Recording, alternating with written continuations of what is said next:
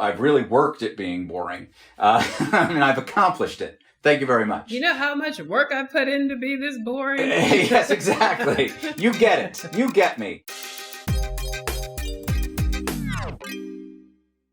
Welcome to Couch Surfing, the show where super guests look back at their big roles, their little roles, and everything in between. I'm social distancing with Jon Cryer. Jon, hey, how are you holding up?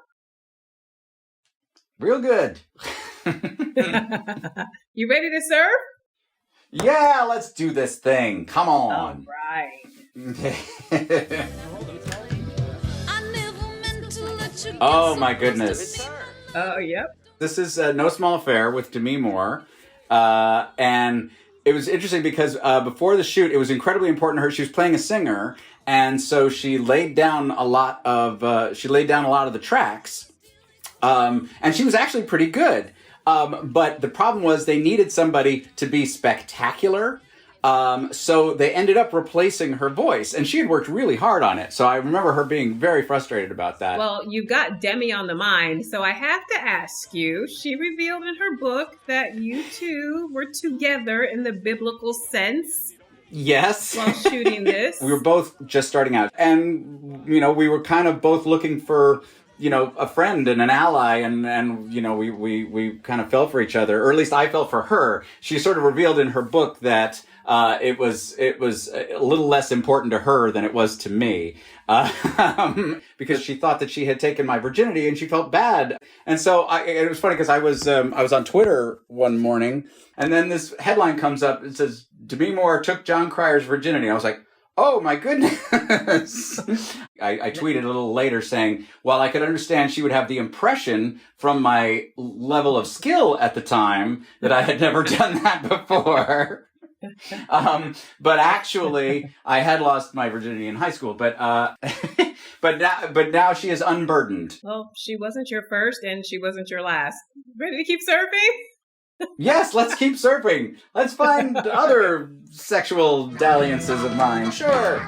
Oh, when I first read this script, I loved it, and this scene, was basically, it was like 3 sentences. It was, Ducky comes in. He's singing a song, and he really puts his all into it. And that was it. And otherwise, we had to come up with it. So they got me together with Kenny Ortega, who did the choreography of Dirty Dancing. And he and I got together the day before and just, put some moves together. And I'm not a dancer, obviously. But it was funny because when I showed the director what I wanted to do in the scene, they cleared the shop, and I performed it, full out, and he didn't say anything afterwards, and he just started talking with with one of the other producers, and I was kind of like, so are we not going to do this? Did you not like it? And he was actually kind of irritated because he really liked it, and he knew we'd have to shoot it, and he knew it was going to take a long time. And they hadn't put in the schedule nearly enough time for me to actually shoot it. So we got behind schedule. We lost a whole day in the schedule in the very first week, and it put a lot of pressure on the director. His name is Howie Deutsch. But, he came through. All right, up next, let's keep surfing. Yeah. Oh, gosh. Superman 4 was a big learning experience for me. And the problem was that the people that made it, the producers, Golan Globus, ran out of money pretty much a month into shooting. So we could not, we weren't able to make what was in the script. But I got to work with Gene Hackman. I mean, while we were actually shooting it, it was really fun. Like that first shot of us getting flown away in the car, they really did that. They actually got an old 1930s open-top car and hoisted it on a crane, and then they wired Christopher Reeve underneath it and set up these huge fans to blow his cape. And, they just don't do that kind of stuff anymore, probably wisely, because it was probably pretty dangerous. But the real heartbreak came when I actually ran into Christopher Reeve in New York City, and I said, so, what's up with the movie? And he said, well, it's a mess. And I was just absolutely crestfallen because he wrote the story. He was especially sad about it.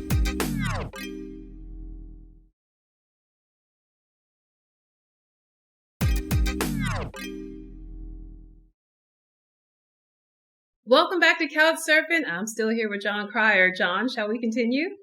Yes, let's do this. Come on. All right, let's do it. You can't just do every stupid thing you want to do. Okay, this is a movie that very few people have seen.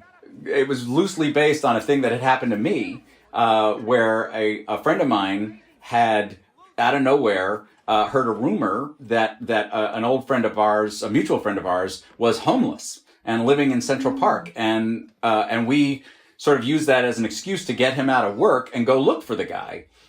And the crazy thing, really, we did not think we would find him. It's Central Park. Central Park is huge. There was no chance we would find this guy. And then we did, and we tried to sort of engage him and see if we could help in some way, but we couldn't.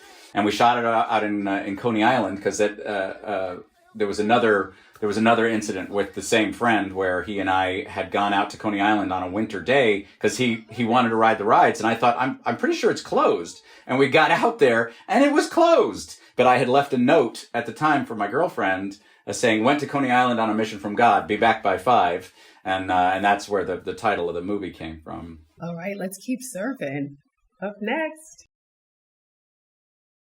You know how I've always told you that you should always tell your parents the truth? Okay, so obviously this is 2.5 Men. At a time when critics were talking about the demise of network television, this show was a ratings juggernaut. Were you surprised by its success?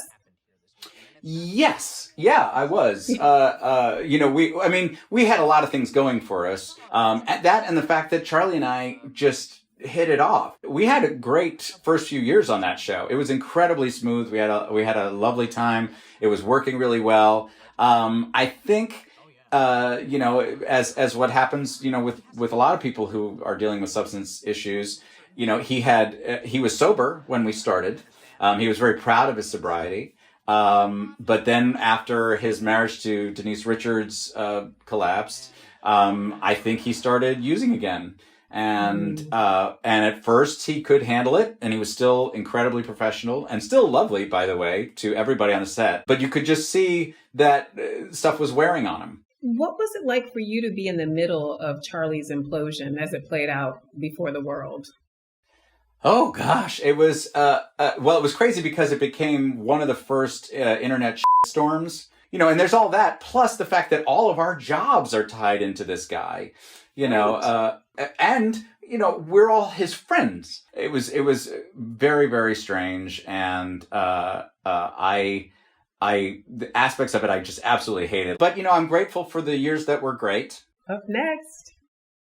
Days like this, you wonder why I didn't stay in private practice. Every time that I was at one of these network gatherings, I would corner one of the cast members of NCIS and pitch to them, okay, I want to be on your show, but I want to die at the beginning, entertainingly, and then just be a dead body on the slab for the rest of the show. So how did you go from ending up being potentially a dead body to a surgeon who's tasked with saving Mark Harmon's character's life? How did that happen? I don't know. Basically, I got a call from the showrunner, and he said, "Oh, you got to be a heart surgeon." And I had, a couple hours with a couple of guys to try and look like a guy who's been really good at being a heart surgeon for a long time. But it was really fun. I loved the characters, and I loved the writing on the show. And you sort of go, I sure hope this experience doesn't let me down. And boy, it didn't. It was so much fun. I love TV. I loved TV since I was a kid. And NCIS, to me, was one of those great shows. Up next. Oh, yay. It's been really fun playing Lex Luthor on Supergirl. Because what they've allowed this version of the character to be is much closer to the guy in the comic books. And they let me do Crisis on Infinite Earths, which was, and I felt like such a nerd because I wasn't originally supposed to be in it. But I literally had to talk to Peter Roth, who's the head of Warner Brothers, and say, "Hey, I heard you guys are doing Crisis on Infinite Earths." Right. And Lex Luthor's a big part of that in the comic books, so I'm just saying, I'm here, whatever. And that's just humiliating. Now, are you guys all in touch with each other? Do you know how they're handling any gaps in production caused by the pandemic?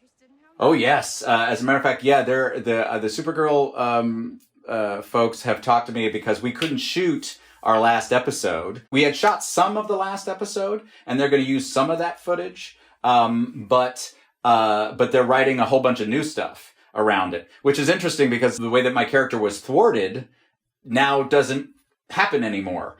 So I was like, oh, so did I not get defeated? Wait a minute. I like this. Supervillains, we relish our chance to actually not be defeated every now and then. Oh, Jon, that was so good. You were fantastic. Thank you, Lola. Such a pleasure. Thank you. And you can catch up on Supergirl on Netflix and the CW app right now. See you next week on Couchsurfing. Bye. Bye.